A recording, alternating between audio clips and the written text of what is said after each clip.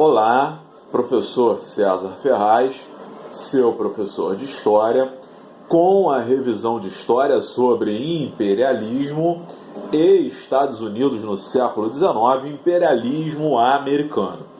A nossa aula começa aqui com uma aula em vídeo.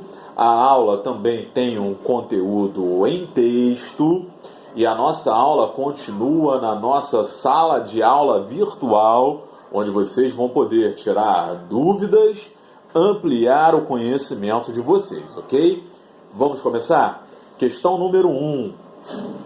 Analise mediante os fatos os objetivos imperialistas. Então, diante de tudo o que nós já estudamos dos fatos, dos episódios, das ações da Europa imperialista, o que nós podemos tirar sobre os objetivos do imperialismo?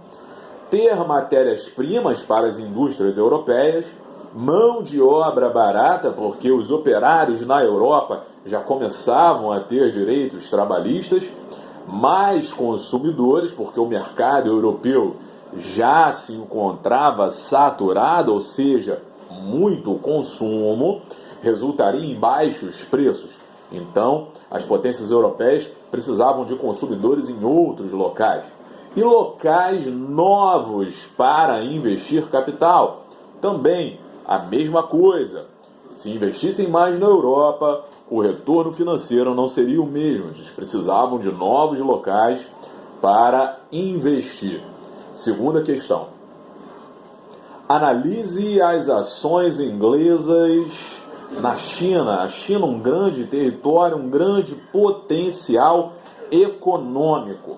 Os dois episódios mais marcantes da Inglaterra na China, nós podemos citar a Guerra do Ópio e a Guerra dos Boxers. Na Guerra do Ópio, a China foi obrigada a consumir essa droga produzida pela Inglaterra. A Inglaterra produziu o ópio na Índia e obrigava a China a consumir o ópio, mesmo a Inglaterra não consumindo a droga, ok? Não oficialmente. E na Guerra dos Boxers, embora os chineses, tendo essa revolta nacionalista, conseguiu impedir que a China fosse fragmentada, não impediu que a China fosse aberta ao comércio das grandes potências imperialistas. Nesses dois episódios, Guerra do Ópio, Guerra dos Boxers, a China teve que se abrir ao comércio dessas grandes nações imperialistas. Terceira questão, identifique os motivos das disputas imperialistas europeias na África. 1885, Conferência de Berlim, os europeus dividem a África entre eles, as potências imperialistas. Nós temos, por exemplo, a questão do Canal de Suez, disputa entre França e Inglaterra, uma passagem comercial entre a Ásia e a Europa. Nós temos também uma estratégia muito comum dos países europeus colocarem nações inimigas num mesmo território para guerrearem, porque seria mais fácil, enquanto esses países se ocupassem da guerra, os europeus os dominar. A gente tem aí o episódio na África do Sul com os boeres em relação ao diamante, ao ouro. Nós temos o genocídio belga no Congo pelo rei Leopoldo II e também a questão da França e da Alemanha em relação ao Marrocos, um território estratégico. O Marrocos ficava muito próximo da Europa, da América, da África, dentro da África, óbvio, né? Então era desejado por essas nações, ok? Questão 4. Como o Japão sobreviveu ao imperialismo? O Japão era fechado, ele foi invadido pelos Estados Unidos. Então, para evitar a dominação, buscou tecnologia. O Japão era feudal, era governado pelo imperador, pelo seu braço direito Shogun, cheio de senhores feudais, os chamados daimyos, assessorados por uma elite de guerreiros, os samurais. A economia japonesa foi aberta à força pelos Estados Unidos E a solução foi se modernizar, trazer tecnologia da Europa, industrialização, modernização. Então a Europa, embora tenha tentado dominar o Japão assim como os Estados Unidos, acabou por ensinar o Japão a se tornar também uma potência imperialista. O Japão, em menos de 50 anos, se tornou uma potência imperialista. Esse período aí, essa transformação do Japão de feudal em potência imperialista, a gente chama de Era Meiji. Questão 5. Analise as consequências da corrida imperialista para a África e Ásia. Olha, tendo em vista que as riquezas da África e Ásia foram levadas pelas potências imperialistas, a principal consequência foi o empobrecimento da África e da Ásia durante um longo período. Então, o empobrecimento da África e da Ásia tem origem no colonialismo do século XVI, mas principalmente onde aqui o nosso tópico de estudo, o neocolonialismo do século XIX, ou seja, o imperialismo. Então era uma prática comum do imperialismo corromper os governos locais para melhor se apropriar das riquezas naturais e explorar o povo como mão de obra barata, deixando um legado de pobreza na África, que hoje é visível, e na Ásia também, onde nós temos aí surtos de desenvolvimento econômico, como exemplo aí os tigres asiáticos, ok? Questão 6. Como foi a dominação inglesa na Índia? Durante muito tempo, o governo inglês na Índia foi feito por empresas, isso mesmo, empresas. E o objetivo das empresas é o lucro. Então, essas empresas não reconheciam as políticas sociais básicas, escola, hospital, saneamento, alimentação. E, economicamente, eles eram explorados, os indianos eram explorados nas plantações de algodão para matéria-prima para a indústria inglesa, a indústria têxtil inglesa. Então, sem serviços sociais, exploração nas plantações de algodão levou os indianos a uma pobreza extrema, tá? E a gente tem uma série de revoltas tentando aí levantar o orgulho indiano. Uma revolta nacionalista, como exemplo, foi a Guerra dos Cipaios, ok? Questão 7. Explique a doutrina Monroe. Estamos entrando agora nos Estados Unidos imperialista. Estados Unidos no século XIX. Ações imperialistas dos Estados Unidos, onde os Estados Unidos começam a se formar como grande potência. Doutrina Monroe, lemazinho simples: América para os americanos, garantindo a dominação imperialista do continente americano para os Estados Unidos. Os Estados Unidos não queriam garantir que o continente americano fosse dos países americanos, dos países latino-americanos que estavam se tornando independentes da Espanha, não. Os Estados Unidos queriam assegurar que Inglaterra, França, Bélgica, Itália não dominassem aqui a América Latina. Quem dominaria a América Latina economicamente? Os Estados Unidos.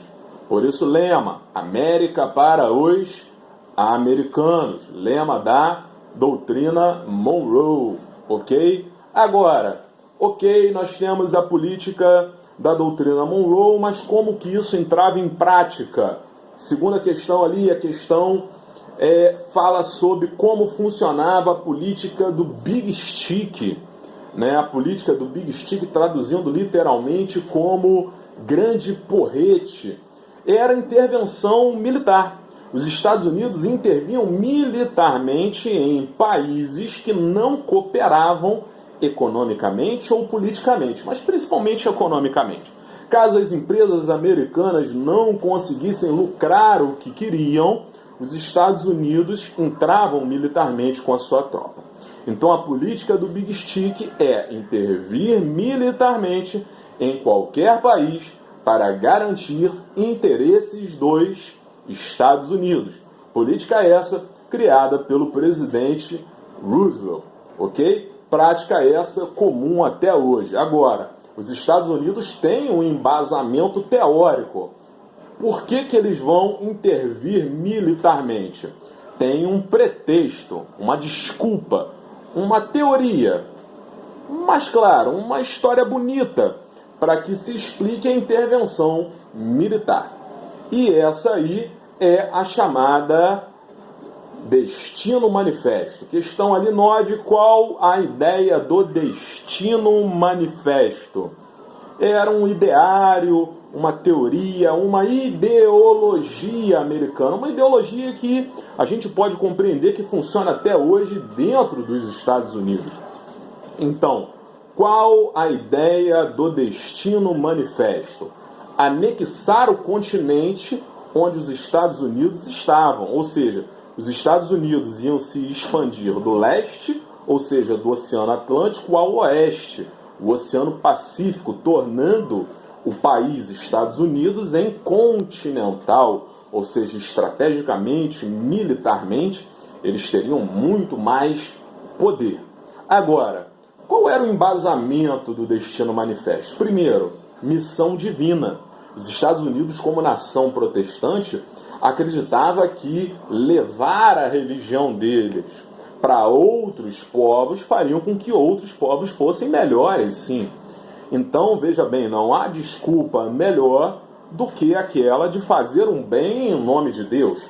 Agora, tem uma outra também usando a razão, a questão civilizatória.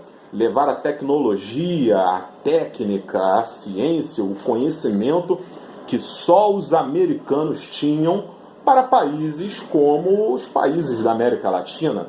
E entrando nesse quesito aí como missão civilizatória, a democracia americana, o modelo de democracia que só os Estados Unidos têm.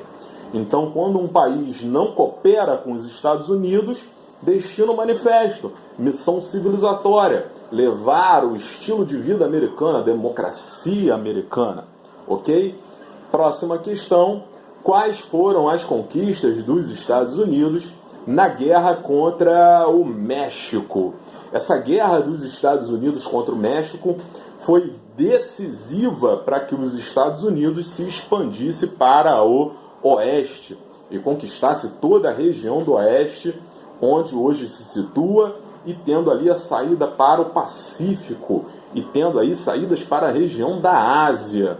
Então, ao vencer o México, os Estados Unidos aumentou territórios estratégicos, tornando o país um país continental, conquista áreas de pecuária e áreas de mineração. Ok? Então, tendo essa ampliação, tornando-se um país continental, os Estados Unidos têm mais a negociar com países da Europa, porque é mais poderoso. Ampliando a área para pecuária, pecuária de corte ou leiteira, a riqueza dos Estados Unidos vão aumentar, né? E áreas de mineração, a gente tem que falar também da corrida do ouro, a corrida para o oeste, né? Quando o ouro é encontrado na Califórnia. A partir daí a gente tem uma ligação econômica dos Estados Unidos da região do Pacífico à região aí do Oceano Atlântico, ligando todo o país, formando uma grande nação poderosíssima. Essa foi a nossa revisão de história sobre imperialismo, Estados Unidos no século XIX, imperialismo americano, nossa aula em vídeo. Nós temos a aula em texto também, e a nossa aula vai continuar no ambiente virtual para tirar as dúvidas de vocês e ampliar o conhecimento de vocês. Ok? Professor César Ferraz, com a sua aula de História. Até mais.